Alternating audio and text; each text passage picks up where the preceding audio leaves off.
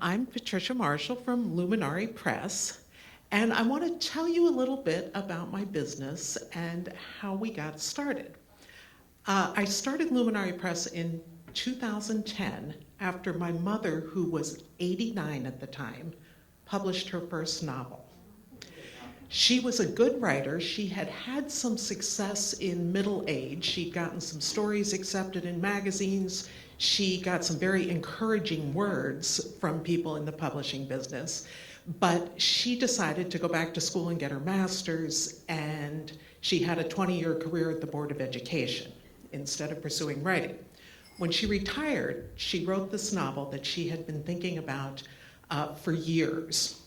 So she wrote the novel, and then she went to her go-to, which is, here's how you do it. You traditionally publish. You find an editor, you find an agent, you go through this process. That did not really work out at that time in the early 2000s. One of my sisters lived in Seattle at the time. My mother lived in Maryland, which is where I grew up. My sister in Seattle lived near a store that had an espresso book machine. It was, if you guys don't know what they are really interesting. They're not that many around anymore, but at the time, they sort of promised to be the ATM of the book world. You could print and bind a book in about 7 minutes. So they were really cool. You could go into like Powell's in Portland, and you could type in a book title, and if it was in the system, which a lot of print-on-demand books were, they would print it out and sell it to you. So it was very cool. And my sister pitched it to my mother as a way to publish her book. My mother agreed and decided to self-publish. Now, I come from a very large family. This is us back in the 70s, almost all of us. Not everyone's there. But I think my oldest sister took this picture. And just if you can see, I'm this one with the very sharp-looking army jacket, which was mostly what I wore back then. Years I wore that jacket. Anyhow, everyone was really excited about this project, and everyone wanted to get in on helping Mom publish the book. So the word was that she made the decision around the middle of April. And the word in the family that's kind of going out is the book is going to be done by her birthday, which was June 4th. So I expressed a little concern about that. At the time, I was the editor of a national magazine, so I knew something about getting material, from the writing stage to the newsstand, in my case, but to getting print material done. So I expressed some concern, and I remember my brother said to me, he said, "Oh, no. You just send the book off to the guy in Seattle, and he just prints it up. That's all there is to it." So you can imagine it didn't quite work out that way. So here's what the book looked like. It was actually published 6 months later. My mother tapped my niece to do the cover. My niece is a fantastic artist. I love her dearly. I have her work all over my house. She has a fine arts degree. She knew nothing about book design. This is what she came up with, this image, and she said to me later, she was very sweet, she said, I just threw some clip art together, and everybody was so excited about it that I was like, okay, we'll roll with it. So they sent this off to the guy in Seattle, who I always call the guy in Seattle. He put the title on it, he made the back cover. I have a copy of the book sitting on a chair back there if you guys want to look at the back cover. Back cover was also a little bit of a mess. There were problems with the manuscript, with the formatting. It wasn't quite as easy as sending it off. Here's what the interior of the book looked like when it was done. It's kind of a mess for reasons I won't all explain. But the book got done. I think it was published the end of September of that year. Now, I'm not telling you this story to run down my mom's book. She was thrilled with the results. And I'm not kidding. It was like the best thing our family ever did for her. She went on to publish 2 more books before she died at 96. And we published one that she was working on after she died. So this whole experience was really, really great. But what I'm telling you, or why I'm telling you this, is because nobody in my big, smart, book-loving family understood that this was not the best they could have done. They instead assumed that they had mastered the art of publishing. So they're like, well, it was hard, but we did it. And we're gonna do it again. They're great. I'm one of the youngest ones, so I like keep my mouth shut about a lot of things. And I have 7 sisters. They are all strong-minded. I am a little less so, but I never said a word about this book when it came out. I never said a word about the publishing process. And partly it's because, I didn't want to get in fights with anybody, but it was also because it really was great for my mother. So yesterday, I talked about the publishing framework. And if some of you were here, I talked about these 3 buckets: the polish, the design, and the publishing. And what I've come to realize is that with that first book, they got each of these areas wrong. Okay, so with the polish part, with the writing and editing, nobody understood that the book needed to be copy edited and proofread. My mom's a good writer, she's an educator, half of my family are educators, so everyone's like, well, the manuscript's great, Mom's a great writer. So it did get edited in the end, but a lot of that happened after the layout, which really caused a great deal of angst in the family. The design part, I think I've talked about. The cover was sort of the first try and very, very happily accepted. The published part, I had to shortchange my part about publishing a little bit yesterday because I went on too long. But let me show you how the publishing worked out. Now remember, my mother lived in Maryland. She was paying to get the books printed on the Espresso book machine in Seattle, paying to get them shipped to her in Maryland. She was then having one of us, because remember she was 89, so one of us would box up books, ship them to the Amazon Fulfillment Center, I don't even know where that was, and she was losing money on every book she sold. I think it was about $3. She wasn't in it for the money, fortunately. She was very money savvy, but she didn't care about that part of it as much. But they really didn't get the publishing part right on that. And there were much easier ways to do it, but again, everybody said, well, it's the Espresso book machine, that's the way to do it. So, back to 2010, later that year, I was sitting with a group of friends, and we were all associated with books and writing and editing to some degree, and we were talking about self-publishing. And I passed a copy of my mom's book around, and I was like, yeah, this was great, but look at what she got. And I remember we were kind of looking through it, and someone in the group said, we could do better than this. And that was really sort of how I started Luminary Press. I thought about buying an Espresso book machine. Somebody in the group said, I think they're about $40,000. And I was like, well, that might be doable. They were like $120,000, which was definitely not doable. And thank goodness I didn't do that because somebody else was familiar with CreateSpace, which was Amazon's print-on-demand arm at the time. So I started the business to help authors like my mother not only have a better experience with publishing and get a better product out of it, but to help educate people like my family and my mother and other authors about the process of it. So we started in 2010, pretty slow at first. Luigi put this together for me and I love it. We have had since then, we've published about 700 books, and we're on to how we do it. So I'm going to tell you a little bit about Luminary Press now and how we go about it, and how we help authors. Generally, but not always, we are using print on demand. We use both KDP and Ingram Spark to print. Now, KDP we use to distribute retail direct to Amazon. So that's the only thing we use KDP for. Ingram Spark we use to distribute to everyone else. And by everyone else, I'm talking about bookstores. They're available to bookstores either for special order or stock. They will be available through all other online outlets. So any place that displays and sells books will likely have your book available. This is true if you choose the distribution through Ingram Spark. So you'll see it on barnesandnoble.com, you'll see it on pals.com, you'll see it on walmart.com.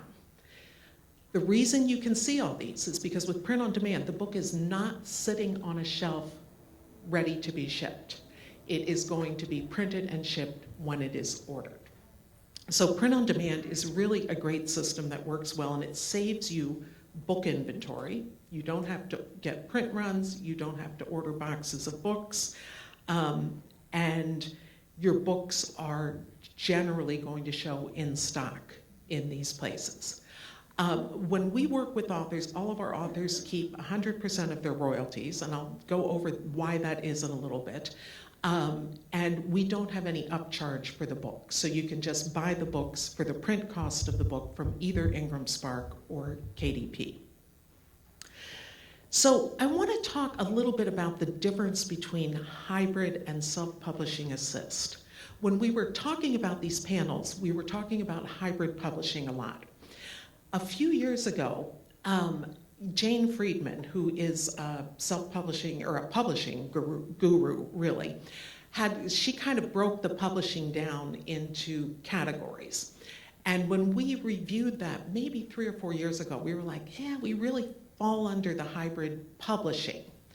And now she's added another category, which is self-publishing assist. So we sort of fall somewhere between hybrid and self-publishing assist. We do vet our manuscripts, not for marketability, but to meet the standards of the industry and to meet the author's goals. I have authors who come to me who just want to publish a family story. They might not need high-level editing. They might, we always suggest a copy editor. We're editors, so we're always going to suggest that. But we will sort of meet our authors depending on what they want to do. We do offer ongoing support to our authors. Of those 700 authors, they're in touch a lot as the years go by even. We provide an ISBN, so if you get one of our publishing packages, it's printed under the Luminary Press imprint, and we provide marketing support. That's sort of how we fall a little more into hybrid. In the publishing assist, as I said, we don't evaluate for market potential. I say, you're giving me money, I'm not going to tell you this book is going to be a bestseller. It feels like a conflict of interest to me. Our authors do keep 100% of their royalties, which is more falling under the publishing assist, and we have limited book marketing.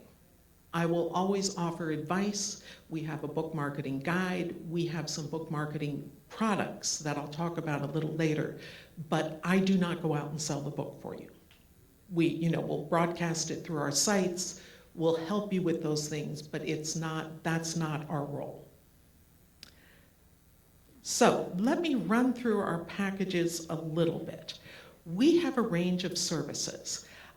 We start with a la carte design, so we can do just cover and interior for you, and we have something that we call kind of the essential design package. We don't all agree on the name, but I think we settled on essential design package, where we supply the interior, we do the interior formatting and the cover, and we have a class about how to publish using both KDP and Ingram using the same process that we use. So that's an online class that we have for that. We also have publishing packages, which are fully guided packages, and they start with our boutique package, which was the original package I had for authors. I have built on this since, but this was sort of my original idea. We do fiction, nonfiction, family stories, picture books, all sorts of things fall in this range. This is a basic done-for-you package. It includes cover and interior for both print and ebook, setup for printing and print-on-demand distribution.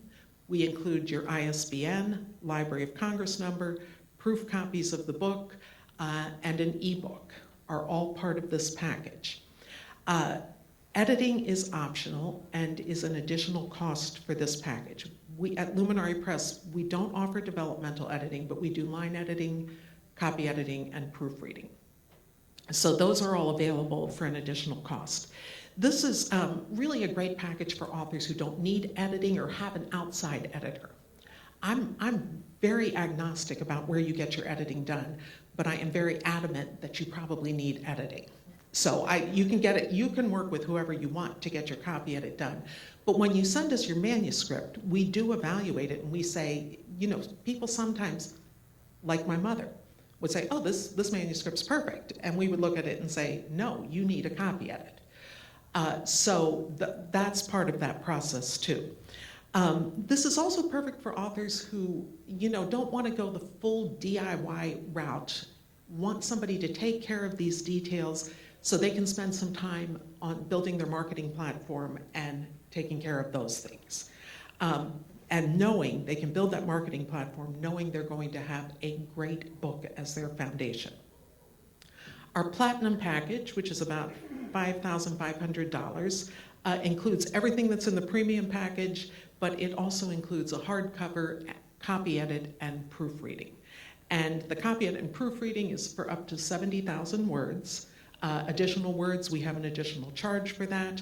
We also make a premium author page on our site for this, formal copyright registration, and more complimentary copies of the book. Our highest end package is our Platinum package. It is mostly good for fiction and nonfiction. For this, we do a full manuscript assessment. So we have someone who will assess your manuscript and give you a very detailed list of what they think your manuscript needs. You may want to go on, based on what they say, to get a content or developmental editor. If you do that, I have recommendations, but that happens outside the Luminary sphere. We also include an author website in that package. We include a book launch package, which has an online class with a good friend of ours, Sue Campbell from Pages and Platforms. She is a book marketer who operates out of Portland. We have a press kit that we put together. We have an ebook giveaway that we run through written word media. And I think I mentioned the marketing class. The ebook surge is to help you get new people on your email list. So that's the Platinum package. Aside from what's built into the packages, we offer a la carte marketing services to our authors. We have author websites, which we build for both, and a book launch kit. Those two services we do both for Luminary Press authors and for non-Luminary Press authors. We have a lot of written material we can provide. I've got a group of designers who love to do this stuff. So those things, though, we only offer for Luminary Press authors. We can do bookmarks, business cards, flyers, posters, postcards, all sorts of things like that. We'll also put together a sell sheet, which is really great if you're trying to get into bookstores. We offer all of our authors ongoing support, and we have, in fact, for all of our authors, we have a monthly Zoom meeting, which is, they're really fun to do. We send out we pick a topic and send out a detailed email ahead of time, so you sort of know what you're getting into. And then you can join the Zoom with us. They're usually on Tuesday or Thursday afternoons. Recently we had Sally, who's our in-house editor, talking about how to manage live events. She used to work for an imprint that did a lot of live events. So a lot of these calls focus around marketing because the authors have already published. We had a guest speaker talking about reader magnets, how to create them, what made a good one, how to use them. We had one where we discussed post-pub options, like how to look up your royalties and reports and things like that. And I think next week we're doing one on what an author website should include. So again, I'm very agnostic about where you get an author website, but if you have one, it needs to have the right things on it. So we preface these with the email, we have the Zoom, we follow up with a very detailed email so you know what we talked about.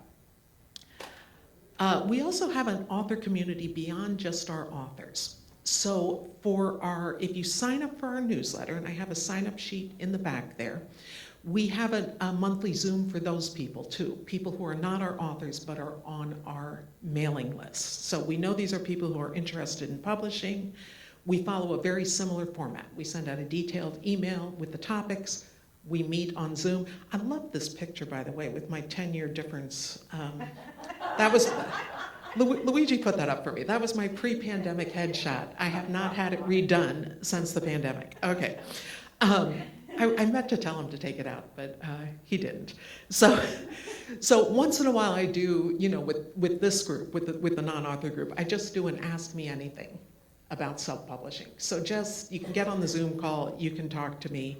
And we talk about our services, but we really try and make them educational and fun for you. And we want to make sure you pick something up no matter how you're publishing. So it's worth it to join the email list just for that. I promise you, we do not send out tons of emails. We can't. It's like me.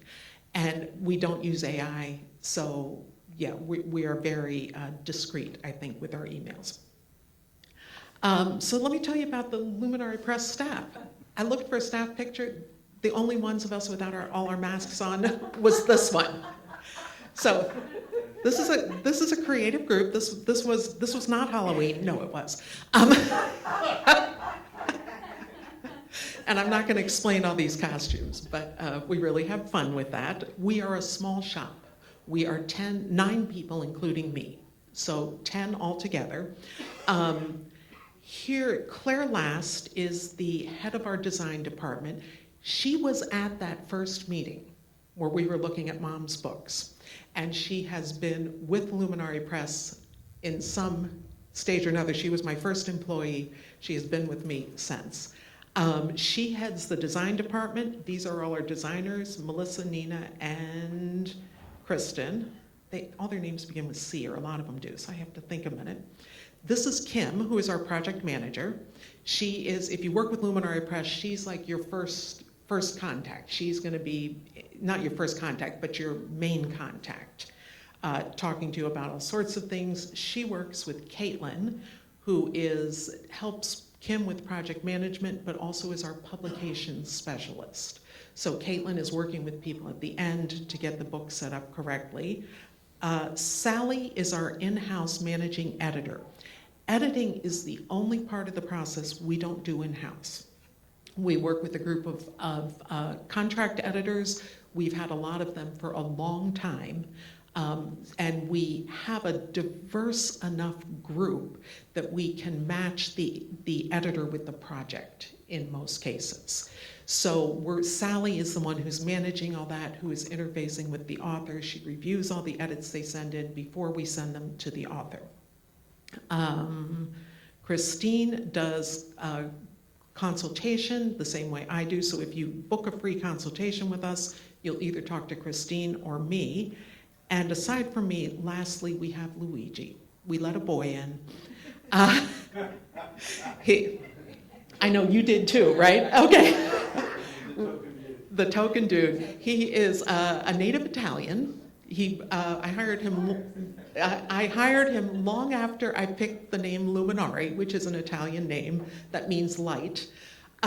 So he moved here right before the pandemic and joined us. He is not your stereotypical Italian. He's really great working with a group of women. He says, I can't do his Italian accent, but he's like, my father was a gynecologist. I'm okay. But we try and keep things relatively PC when he's around. We all work in an office, but since the pandemic, everybody sort of has a hybrid schedule. So we've adapted to people working at home, but still being available for our clients. What else do I have? Here is a quick roadmap of our process. We start with, of course, the contract and those things, and we have an asset intake. We do cover designs first because they are setting the tone for the book. We move on. While the cover's being done, we're usually doing editing. If we are doing editing, we do those two things simultaneously, but we don't start the interior layout until the cover is done. So once we get the interior layout done, we move on to metadata, publishing, printed proof, and publication. Proofreading is happening somewhere in there too, and marketing, we start sending you our marketing stuff pretty early in the process, so you have something to do while we're doing our stuff. I'm going to break this down a little bit because, you know, when you see something like this, you're like, let me go back a slide. You're like, well, why is this taking so long? It's a lot of steps. Each of those parts are a lot of steps. So with the cover, we're starting with an intake form. If you have an image, that's great. We will look for an image for you. Sometimes people have photographs or pieces of art that they want to use, things like that. So we start working with those things. We do sample cover. We do like a kind of initial thing. We send it to you for feedback. It comes back to us. We implement the feedback. We offer our feedback. We always offer our best advice to clients. We are not particularly hurt if you don't take it. But we always want everybody, we always want you to know what we're thinking about it and what we think you should do. And this is where we fall a little bit more on the publishing assist part, because you will have the final say. We're not going to make anybody publish a book that they're not happy with. But the cover, you can see it goes through rounds of reviews, and those take a while. And once we get, I want to show you a couple covers and their evolution. So this was a cover I showed you yesterday. This probably went a few more rounds than we normally do, but Claire was really into this cover. So I think she just got carried away. But you can see we're playing around with the fonts, we're playing around with the image, the colors, and all these things. This cover eventually came out. This was the final cover that we and the author chose. And I had this put up before I left home in Eugene, but this morning I was like, I should show them what Margot's book went through. So we published Margot's book, which is downstairs, Soaring to New Lows. And again, this went through a few more rounds. I know at some point somebody was showing me stock images for it, which weren't working. Try and find a stock image of the rock and roll girl, that's whatever. So we went through a lot of rounds, but these were the versions we presented to her. You can see we had different images here. We had different covers, different fonts, different placement, all sorts of things. And this was her final cover. And again, you can see that downstairs. I'm sorry she's not here because I didn't ask her if I could use this, but I don't think she'll mind. Okay, so once we have the cover done, we start with the interior. We go through a very similar process to the cover. We send you an interior sample to review, usually a couple chapters. We get your feedback. Once we get the sample dialed in, we get the whole book laid out, and we send you a PDF to review. You will find errors in that PDF. So we send it to you with a note that says, you have got to read this, even if we're proofreading. You can't have too many sets of eyes on a manuscript. When I was a magazine editor, every piece that went into that magazine was viewed at least 23 times. So I was probably about 6 of those times. We had a copy editor, we had a proofreader, everybody in the staff went through it, and we found things on every one of those 23 rounds. There's nothing worse. Print on demand, you can correct things after it's published, but in the magazine world, it was offset printing, and I would have nightmares when I found an error.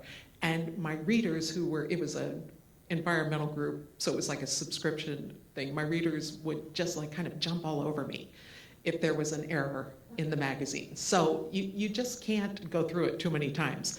But again, these are the rounds of reviews. This is we'll fix what you've sent us, we'll send it back, and eventually it's going to go to the proofreader. So when we get to publishing, This is where we work a little differently than a lot of people. We have our authors set up accounts with both KDP and Ingram Spark. We send you instructions for how to do this, and we have Caitlin, who knows everything about these two. She also has a fine arts degree, by the way, but she has really embraced publishing. She's just always, kind of learning more about it. She's our specialist now. She will help you through that process, but when you have your accounts in your name, then you get the royalties paid directly to you. We don't even see them when they come through. So that's why we don't have, that's why we give you 100% royalties, because we're not doing those detailed royalty reports. They are really, really time consuming and hard to do. I used to do them, and it's difficult. So hats off to Holly for going that route. You get your royalty reports directly. You can run sales through there. You can order books directly from either KDP or Ingram Spark. There's a little bit of a price difference. I don't know. I think one of them's cheaper than the other, but people in general think Ingram's quality is a little higher. But that is up to you. You can order books as you need them. And again, the great thing about print on demand is that the cost per book does not change. You can order 10 books today, and you can order 100 books next week, and the printing cost of the book is going to be the same.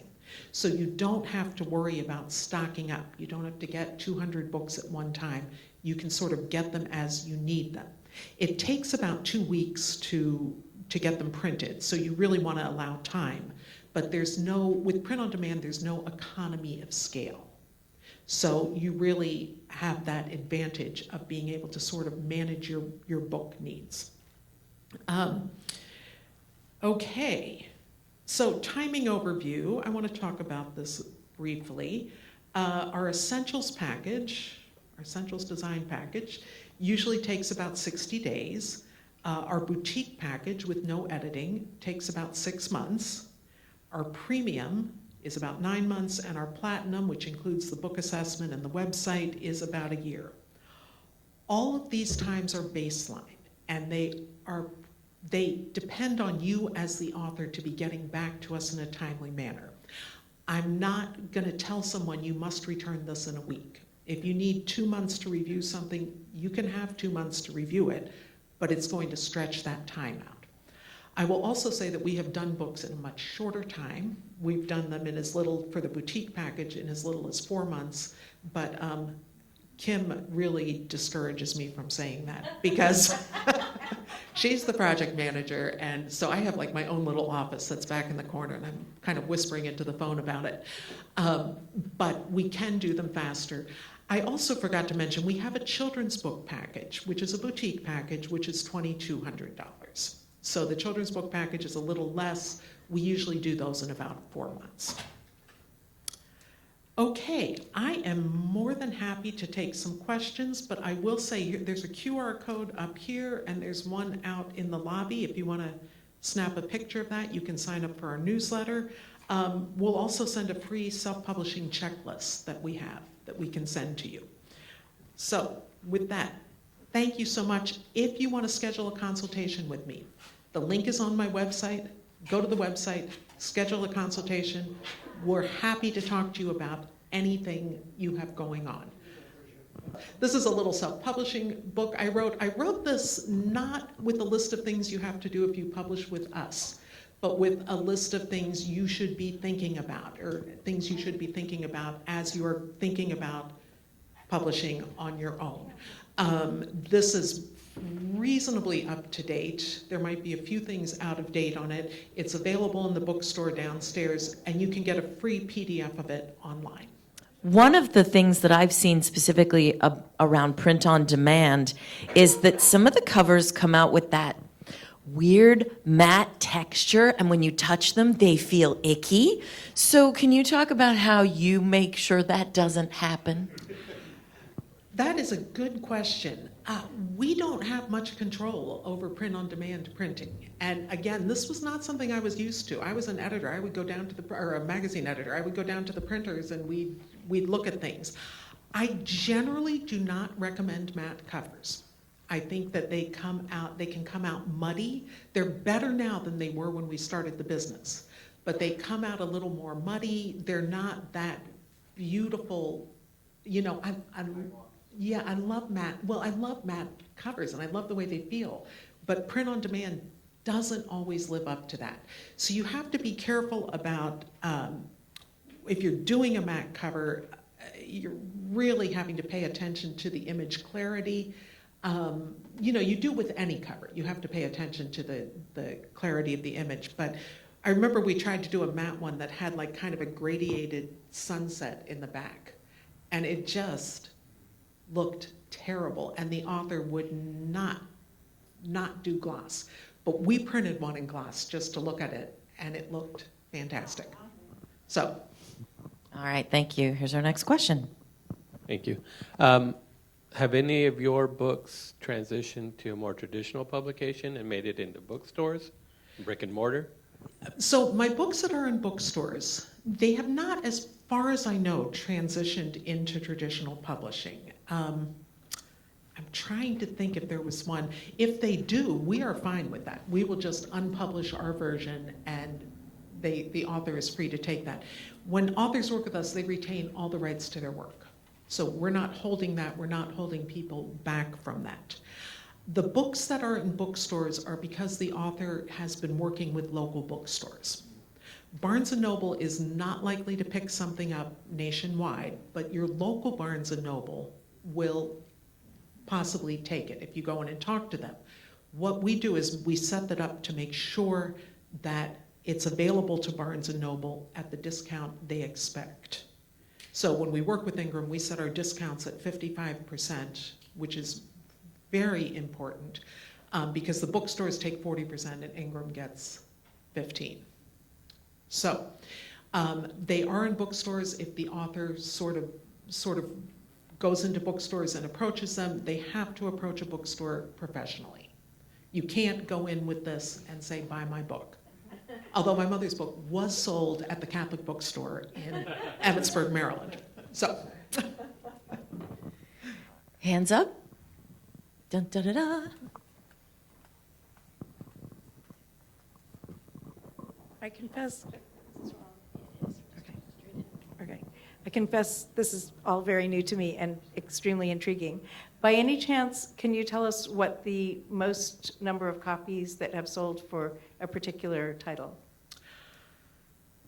I can't tell you numbers. I was really impressed with Holly's screen, but I don't have those numbers because the authors have their own accounts. But one of the first books I published was a small guide to writing for visual artists. It was a woman who was a visual artist, and she was also a writer, and she observed that visual artists had no idea how to present themselves.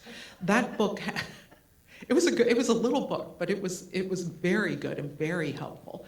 How you write your artist statement, how you write a press release, you know, all these things. That book was picked up by college curriculums, so art schools were buying it. It's been translated into overseas rights. It is doing very well. Another one of my authors is a wine owner in Oregon. She actually just retired, but she had a vineyard. And she wrote her memoir, which was fantastic. It was called Chiseled. And she does fantastically well with those. She did that, and then she went on to do a trilogy of novels. So we have the third book now, I think. So she does really well, but she's very good at marketing and sort of understands how you get out there and do that. I'm just wondering where you're located. Oh, I'm sorry, we're in Eugene, Oregon. Yeah. More questions? Hands? Chuck? Okay. Yeah, I listened to what we had yesterday and today. It's very interesting. Sorry, a little closer. All right, I can do that. great offerings. It sounds to me, if I was going to make a little chart, that Luminaire would be, it gives me all of the vegetables that I need to make a stew, and all the tough part. If I wanted a recipe for a little extra money, I could get that too. But eventually I would end up with a really nice product that I would be proud of, that I could go out and market on my own. I wasn't really aware if I could buy marketing from you too.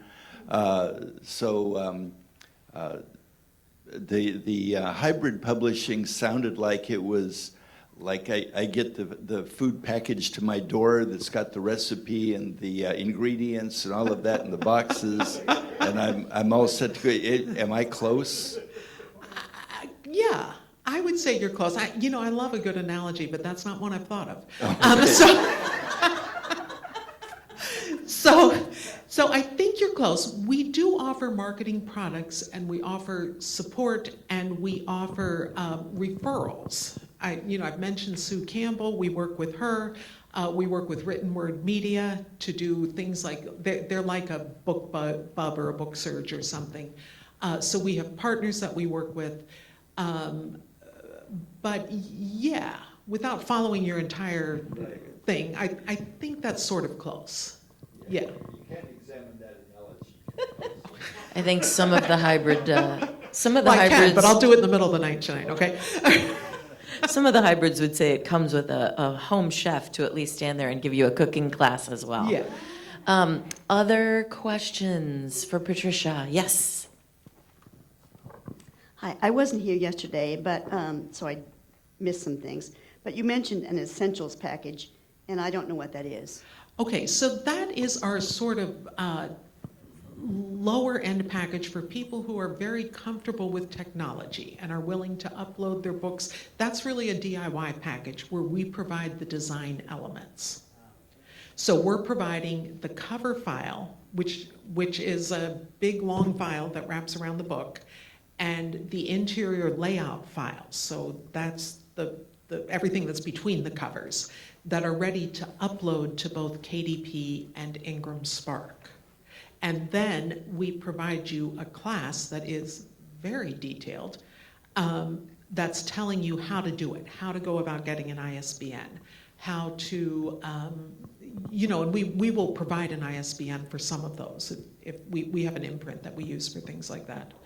So it's really helpful. I think it's $1,500, although I'm not sure. And it's really, if you're sort of tech savvy and able to do things on your own, it's a really great way to go about it, because you get that quality design, but you can take care of all sort of the admin work on your own. And of course, that package doesn't have as many bells and whistles. I had asked you to pass me this book, but we review back cover text and author bios and things like that. I think the back cover text is the hardest thing for an author to write. I have never seen an author write a good one. It's the one place I sort of put my foot down on my mom's book and I lost. She put the ending of her story on there, which you guys, I'm just gonna tell you, it was a sex scene. And I'm like, nobody wants to edit their mother's sex scene. Nobody wants to read it. But it's what she put on the back of the book. And I was like, no, this is not what you want. And she's like, no, I think that part is really good. She was really proud of herself for having written it. Anyhow. Well, she had, what did you say, 7, 8, 9, 10. 12 children? 10. You got to be proud of your sex scenes at that point. Yeah, we didn't think about that for years. Okay, so any final questions specifically for Patricia? Yeah, one more over here. Last one. Okay, because we will put all three of them on the stage and you guys can hit them all with all kinds of things at the end. Amazing, thank you so much. Thank you. So what I learned yesterday when I was listening to Rick talk is that he and I both share that background, that interest in technology, and also a love specifically of giving back to our writer community. And so I want to encourage you guys as you listen to Rick and ask him questions. Wait a minute, what's Scrivener? Wait a minute, why would you use Plotter versus Scrivener? Wait a minute, why would you want somebody else to help you figure out how to upload to KDP? And like whatever specific questions that you have for him, just recognize that he, all of us really at the conference, we are doing this in many cases just simply out of an absolute love to help all of our fellow authors get our books out there in the world. So no question is too specific and detailed for Mr. Rick Shaw, the DIY guy. Take it away, Rick. I was a historian. I had every intention of doing a doctorate in history and teaching history, but I was a working student during the Wild West days of PCs and the internet back in the late 80s. And I had the facility to translate. I had the facility to adopt the technology and then explain it to people and how to use it. And about halfway through my master's degree in history, I started doing the math. And I was making more money consulting and teaching people how to use computers and building small networks and building databases than I would have in a tenure-track faculty position, which is really sad. It really is. I value teachers above so many other people in this world. And I followed the money. And I've spent time in my career in San Francisco building networks and support systems at UC San Francisco, and for a magazine and media company, Red Herring and Herring Communications. And then here in Southern California for the University of California, the California State University system, and 2 community college systems before I retired in January of last year. I give you all of that simply so that you know I'm a professional geek.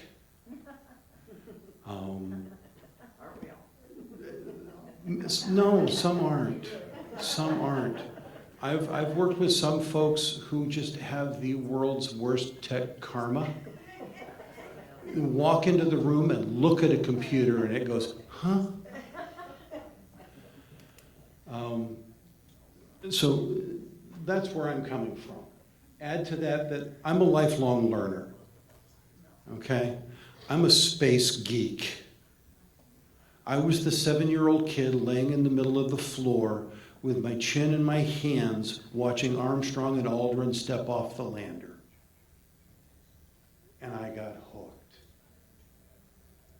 I raised 4 boys. All 4 of them are nerds in one flavor or another. My youngest is an engineer who works with nuclear materials out at Oak Ridge in Tennessee. My oldest is an EOD technician and first sergeant for an EOD unit in the Army at Fort Irwin. EOD is Explosives, Ordnance, and Disposal. The guys in the sandbox who were dealing with the IEDs while our folks were in combat. My boys manage the spectrum. I give you all of that simply so you understand where my mindset is coming from. I always approach it from the perspective, and I got to quit moving away from the microphone, don't I? Earl's going to sit back there and go, Rick, stop that. I've always approached things from, I can learn it. I just can. And I went through the whole trad pub cycle. I wrote a manuscript. I came to SBWC for the first time in June of '05 when it was up at Westmont for a few years. I was part of the folks that scandalized Westmont and hiding the wine bottles. I'll confess to that now. And I listened and I made notes and I went, okay, well, that's the path I have to go because I want my words to get out there. And I wrote query letters and I got some responses back and I got a few requests for pages and I sent pages and I got a couple requests for the full book and I sent the full book. And back in '05 and '06, that meant you hit print single-sided on cotton bond for the full book in manuscript format. And I was shipping 500 pages across the country. And I got, it's a good story, you can tell a story, I can't place it. And I went, okay, at least I can write. Because I was a victim of public education and didn't learn to actually write effectively until I got out of the military and I went to Santa Barbara City College up on the hill here. Life intruded, jobs changed, I moved a couple of times. I did a master's degree in an oxymoron, and I'll tell you that story another time. And I came back around to getting serious about writing in 2014, 2015. And at that time, I had a couple of short stories I'd written. I got another novel I had been playing with. I joined a writers group, which improved my writing and my cycles dramatically. If you want to improve your writing, find a set of birds of a feather, fellow hooligans, fellow nut jobs who will give you honest, direct feedback. Rick, this is crap. I took a Nano project to them in 2015. NaNoWriMo, you guys all know what NaNoWriMo is, yes? No? NaNoWriMo is National Write a Novel in a Month.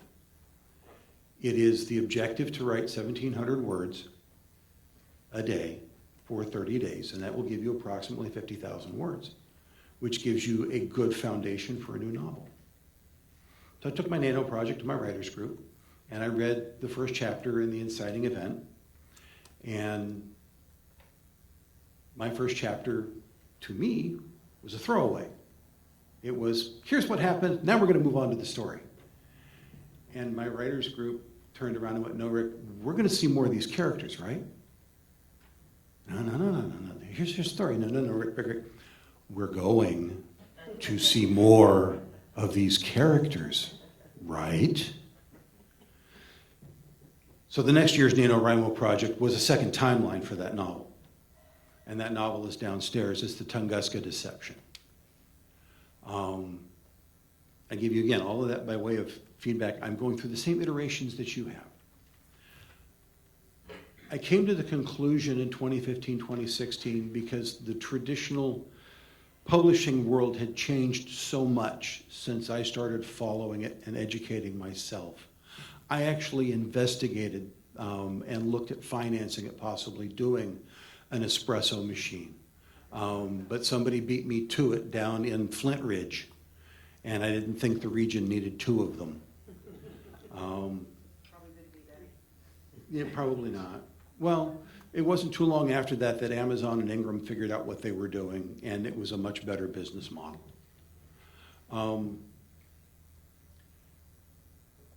I listened to podcasts. I became educated in the world of self-pub and the process of building your book and building your cover and marketing yourself. The conference here started really stressing issues of building your own platform and how to market yourself and market your books. Marla Miller's been doing it with the conference now for 20 years, I think.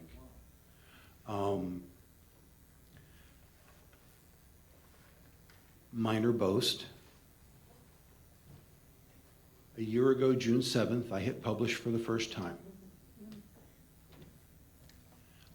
I published the Tunguska Deception.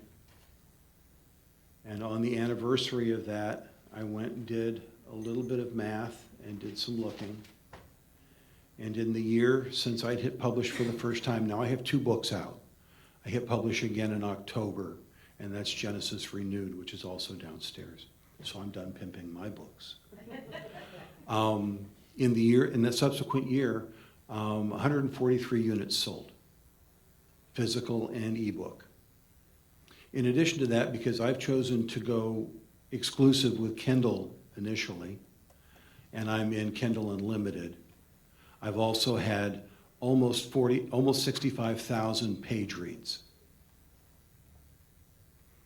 Now, it's not a direct corollary, but if I take the number of pages from the print book and divide it by page reads, about 350 people have touched my books in the last year. That, to me, is a win. I know folks who've gone the trad pub route or the hybrid route who haven't had 100 books touched in a lifetime. So there's my win. My path through this, and I emphasize all of what I've done can be learned by anybody if you're willing to apply yourself to it, because I'm not doing anything exotic. I'm using Scrivener as my composition platform, what I write in. I use it for that, and I can show the reason I use it for that, because I am a non-linear writer. I will be working on something and go, oh, I need a scene for this, and it's coming up. And I will open a new text document in the larger binder that Scrivener develops, and I will brain dump that scene. This is the actual corkboard in Scrivener for Tunguska Deception. It's color-coded by timeline. Every one of those is an individual text document within the Scrivener structure, and I can move those at will and go, no, this scene belongs over here, and this scene belongs over here, and this one belongs over here. You try doing that with Word, and you will be bald within a day, pulling your hair out. That's the reason I use this platform. Once I'm done with my first full draft, I edit in Word. And I edit in Word because of its integration with other editing platforms like Grammarly and like ProWriting Aid, and because I have to go from Word to Vellum. Vellum is the tool that I use for all of my layout. And I can bring that up quickly enough. Yeah, how do you spell that? Vellum. And Vellum is a Mac-only platform. I think that's one. There it is there. If you are not a Mac folk, I will not hold it against you. I am a Mac bigot. I kid you not, I paid the bills with a Mac through my entire technology career from 1987 until I retired. It was my primary platform because I could run Linux on it, and I could run Word on it, and I could do all kinds. I'm not going to go down that road. This is the platform that I use. It is versatile enough to do any number of different layouts and themes and structures for what I'm looking for. If you're not a Mac person, you want to use Atticus. Atticus is a browser-based tool and is essentially platform agnostic. It's also an excellent tool. I simply prefer this one.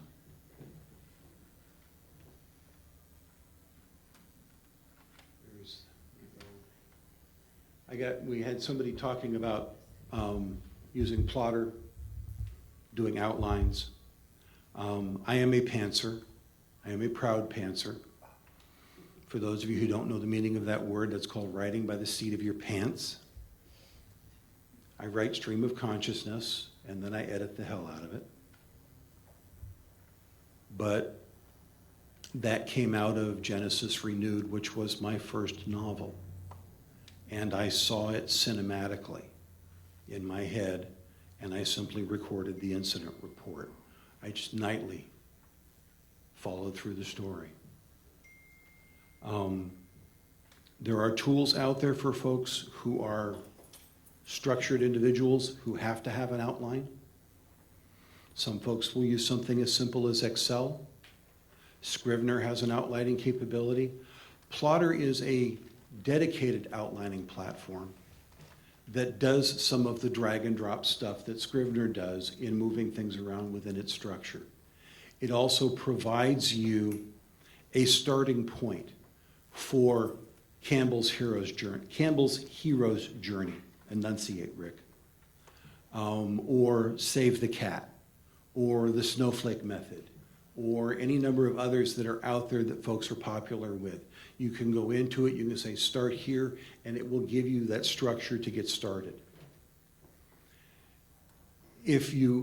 Some folks are kind of a hybrid in between, which is why I put the continuum up there. John Truby has an application that is largely intended for screenwriting structures. He's also got a couple of really good books out. And his book on anatomy of genre is an excellent one. Just about everybody I know who writes spec fiction does so by bending and blending genre.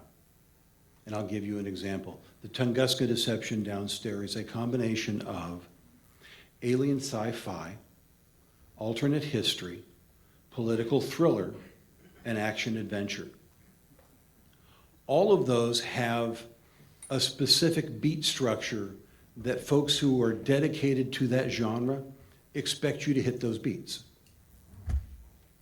You're reading along and you go, okay, there that is.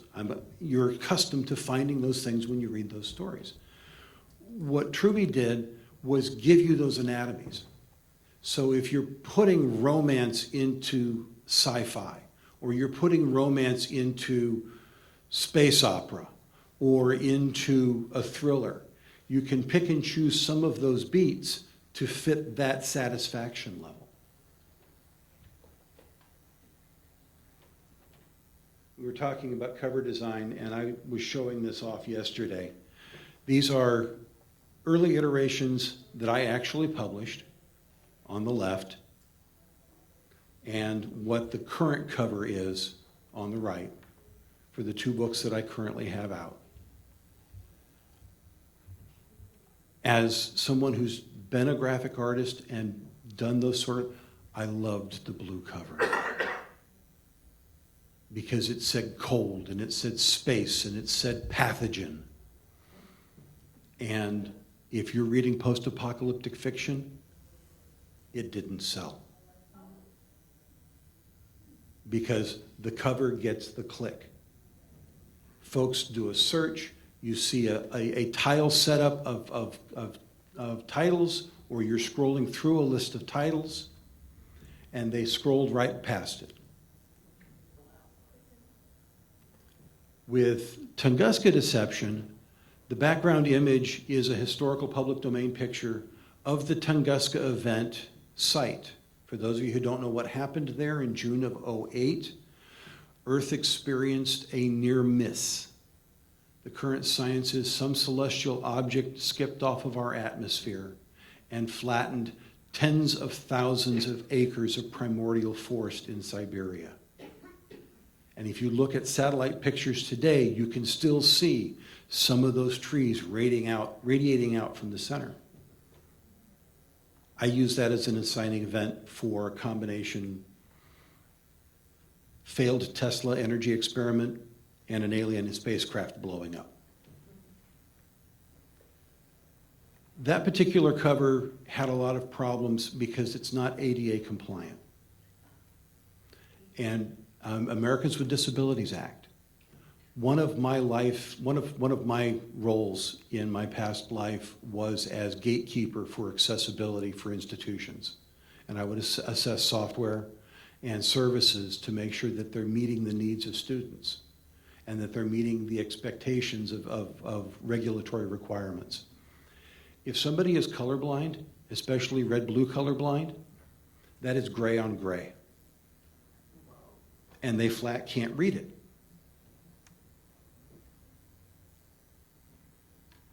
And the second cover kind of screams government conspiracy, top secret. Now, here's the night and day, and I showed this yesterday. Guess when I changed the covers? Next day. The cover gets the click. The blurb gets the sale.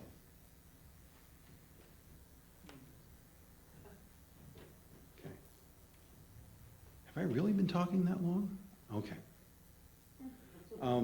Again, I went through these yesterday, and again, I'll bring up the URL again so that you can download the PDF if you want to look at it.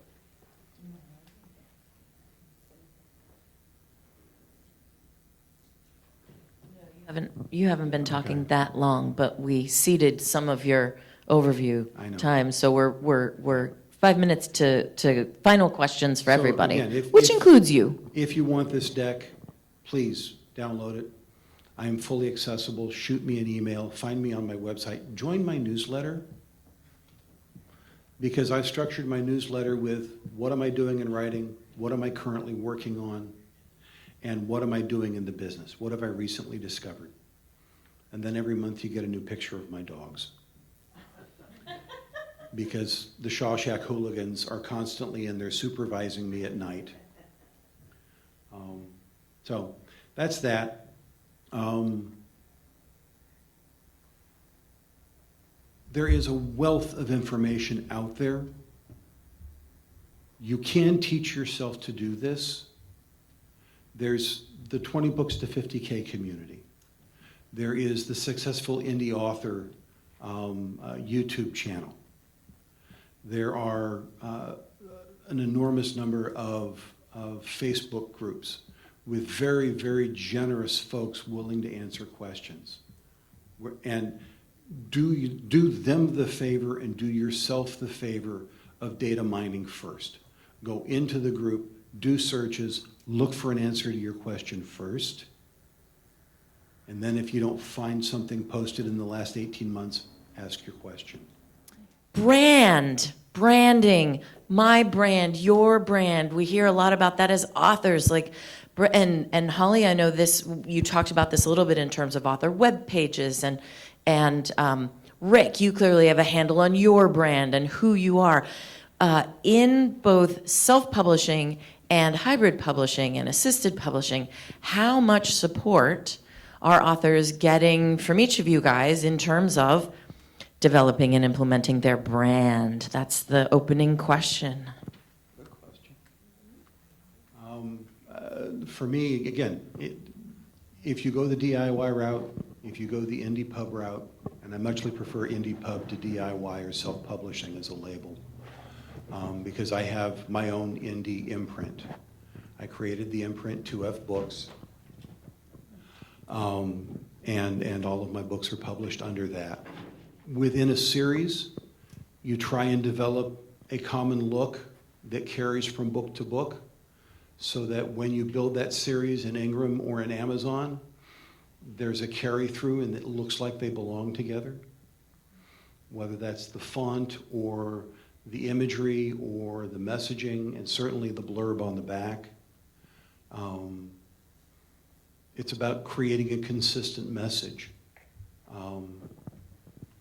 Absolutely, yes. To add to what you said, you can't really see the poster anymore, but behind me, I've written 3 very different genre books, and I kept the font the same for my name, so that I was building a brand in that regard, and I pulled the colors through. So even though one's a murder mystery, and we have romance, and we have contemporary women's fictions, they all have, thank you so much, they all have the same vibe, and you can kind of tell that they're by the same author. As far as branding our authors, we're doing that from the beginning. We're creating that author announcement for them so that they're putting that out on their social media. We're putting it out on our social media to make a really big statement. They've just joined our publishing company. Their book is going to be coming out. From there, building up excitement to the cover reveal, to the release day, to the blog tour. All of these things are putting your name out there, and that's part of building your brand. Putting a really good quality book out. I mean, you can tell by the look and feel of these, your brand is that you're professional. And then going to a Barnes & Noble book signing is another way of branding yourself as a serious author. And beyond that, it is the tricks that Rick was just talking about. We do have a lot of repeat authors. We make sure if it's a series, they darn well look like they're part of a series. And even if they're not, you've got things tying your books together so that it has a look and feel to it that becomes, it's kind of like your outfit. People come to expect certain colors and styles from you, and it is very much the same with your book. Yes, what both of them said about series. We are always on the lookout for that, trying to make sure that there's consistency, even to the point of if you're using a stock photo, you want to make sure that there are more photos that are in a similar vein that you can use in subsequent books. So that's one of the questions we always ask authors. As far as branding, you know, you really do have to kind of set yourself up. I think first as a professional, that was a great observation, and claim your name. You know, we are always telling authors, like, don't get your website in your book name. Get it in your name. You're the author. You need to start branding yourself. We are offering tons of great advice to people. I tell people, I have 3 daughters, and nobody wants to listen, them and my friends, nobody wants to listen to my advice. But I will give advice to anybody. That's partly why I have a business. So we're not specifically doing things, but we are helping you and guiding you along the way. So that's what Luminary Press does. And that was such a great tip, that when you set You're- up a website, make sure it's in the author name and not about your first book, because even if you think it's your only book, you're probably going to get the bug and write more books. Same thing with Facebook and X. I can't call it X, Twitter, and TikTok and Instagram. Any place that you are putting yourself out there to market your stuff, it's you that you're marketing, and then what you've produced. All right, I have a question. First, I would like to thank all 3 of you for giving us all this helpful information. My question is for Rick. I would love to know how much you spend on the first and second book. Dollars or time? Say again? All this time? Or Well, the first draft of Genesis Renewed was started in December of '04 and finished in June of '05. It was 226,000 words. It was a brain dump. It was finally published at about 145,000 words. It sat and gestated for a long time in a drawer before I dusted it off and did a page 1 rewrite. Tunguska Deception was started, it was 2 successive NaNoWriMo projects, 2015 and 2016. And then I had to stitch the 2 timelines together, and that came in at not quite 100,000 words. It's not quite 300 pages. As far as money investment, for me, that's kind of hard to calculate because I'm a geek. I'm already buying the software. I'm already experimenting with it. I've had a permanent license for Vellum for 5 years because I've had friends ask me, hey, Rick, how do I do this? And I'm one of those folks who will click around and find the solution and then help them do it. I volunteer with the Veterans Center at the college I used to work for. And I've helped several vets who are using creative writing and spec fiction as a treatment facility for PTSD. The first publisher of my first 2 short stories to be published is an Army vet who's dealing with brain trauma and writes Space Marines.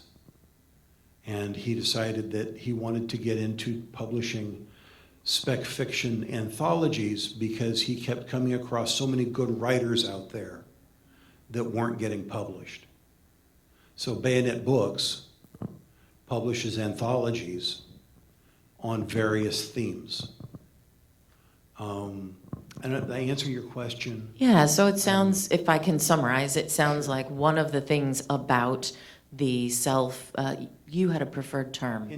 Indie pub route is that it's really an investment of your own time, your brain, your learning, that continuous education, as opposed to 11,000 or 2,400 or specific dollar amounts. Yeah, and not to give an endorsement, but Patricia, I sat down and did the math myself because I've had friends ask me, okay, Rick, I want you to publish this for me. And I said, well, if I'm going to go this route and I'm going to invest my time, the 1,500 to 2,000 is the number I came up with for my time investment to help somebody publish something. So it's a good number. Thank I could add to that that I've had 2 authors that decided not to go with us based on the price because they wanted to do it themselves and save money. They didn't have the experience that Rick has. Both of them came back with the same number, 30,000 is what they ended up spending.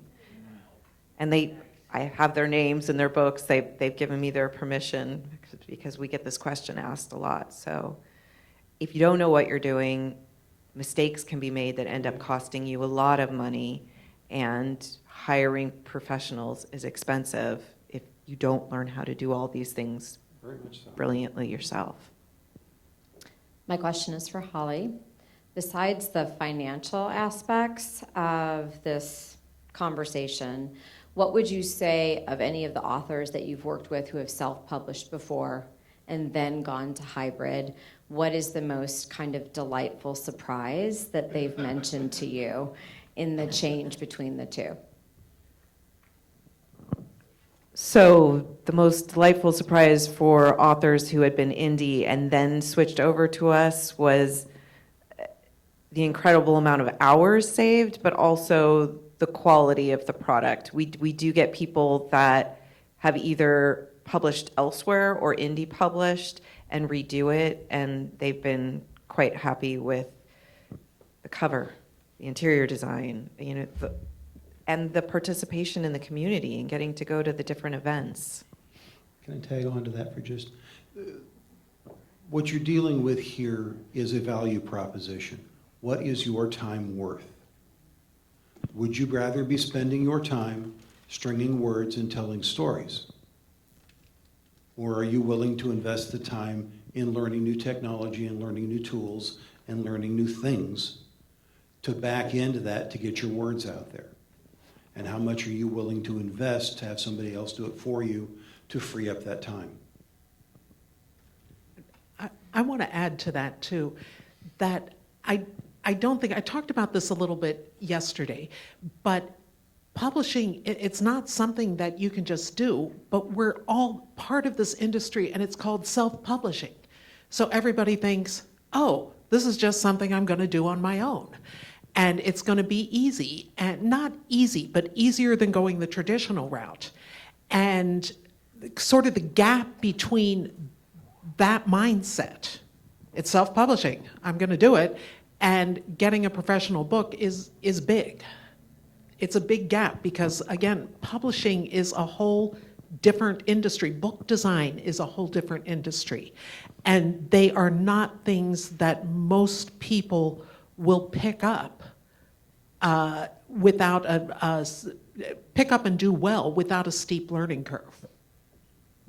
Do you guys know the story about the guy who designed the Granada building downtown?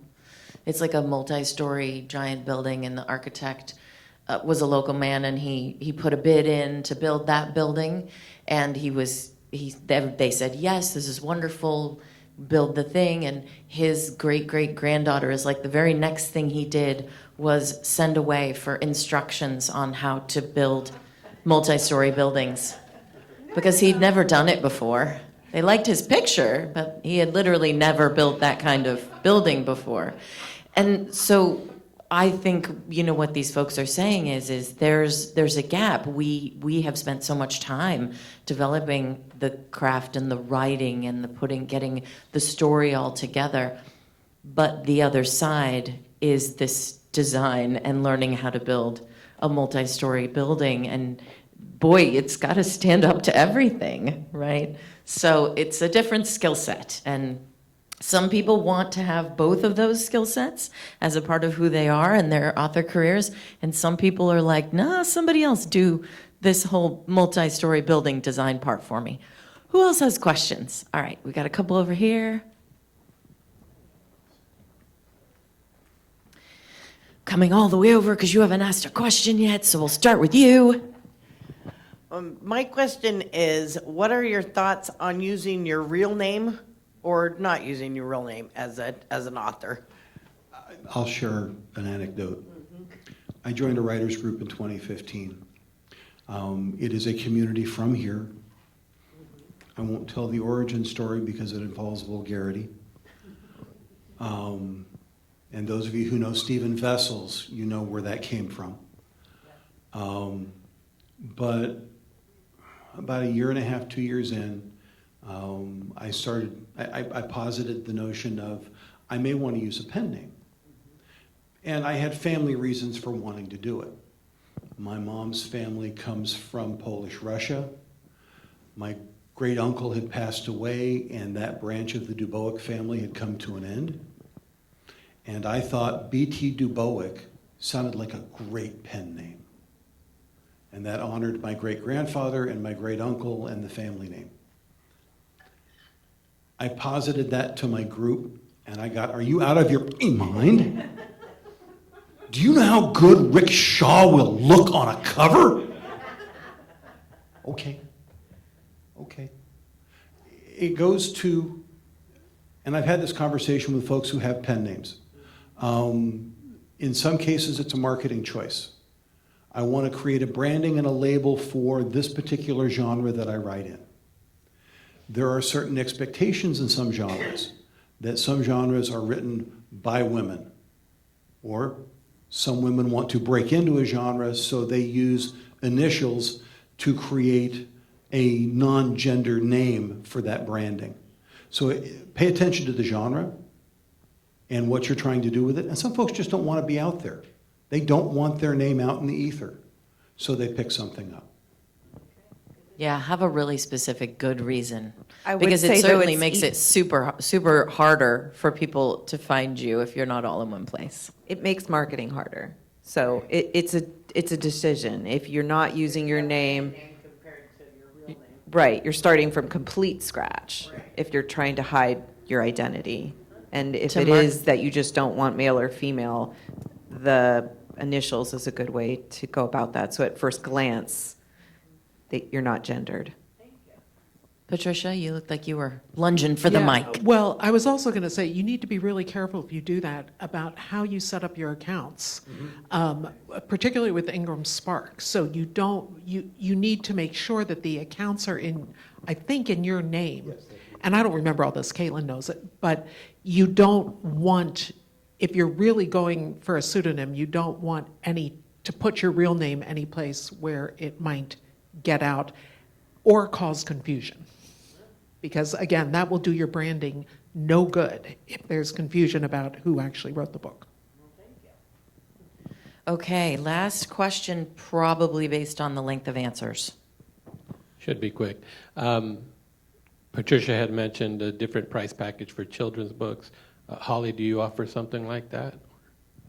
We do. We publish children's books, and if you need an illustrator, we have an illustration package with a really talented illustrator.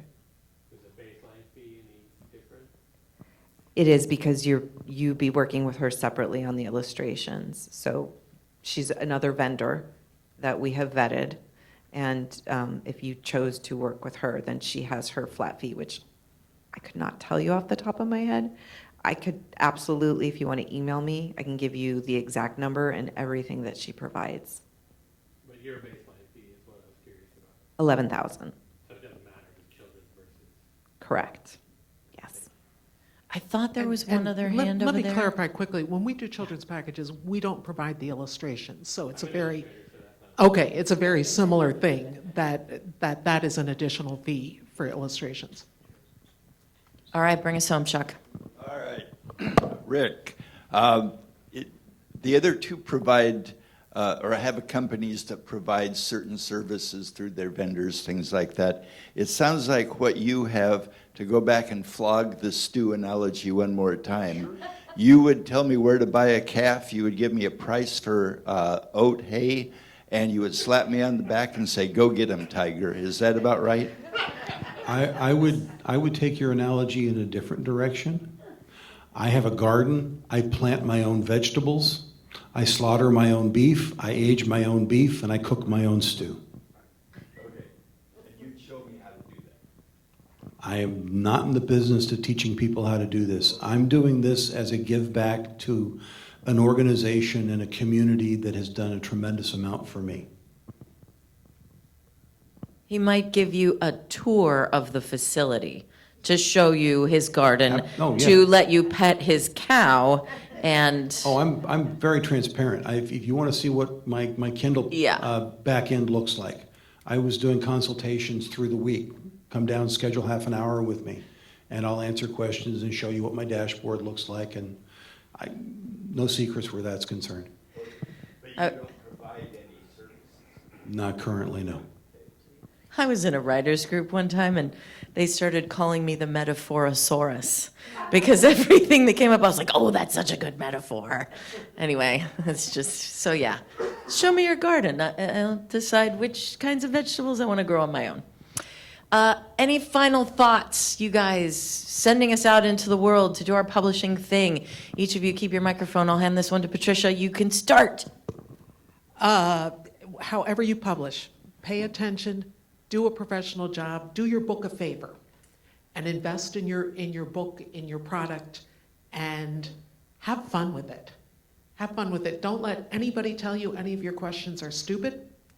If you're talking to somebody and they act like you're asking stupid questions, don't deal with them. This is a fantastic community. It is full of people who are really happy to give their advice, in my case, and their opinions about things, but seriously, take yourself seriously, make a great book, and have a great time. I would say we're really lucky to be writers in this day and age. It used to be that you had to go through the gatekeepers. There were more of them and there were more opportunities, but you still had to go through the gatekeepers. Now, you can put out a quality book in so many different ways. You can do it, you can learn everything yourself, do it yourself, and then continue to do it yourself. You can go to someone like Patricia with Luminaire and have help in the particular areas that you need help in and put out a beautiful book. Or you could go to a good hybrid and have everything done for you if you're accepted and become part of an imprint that will help you shine. We're lucky to be writers today.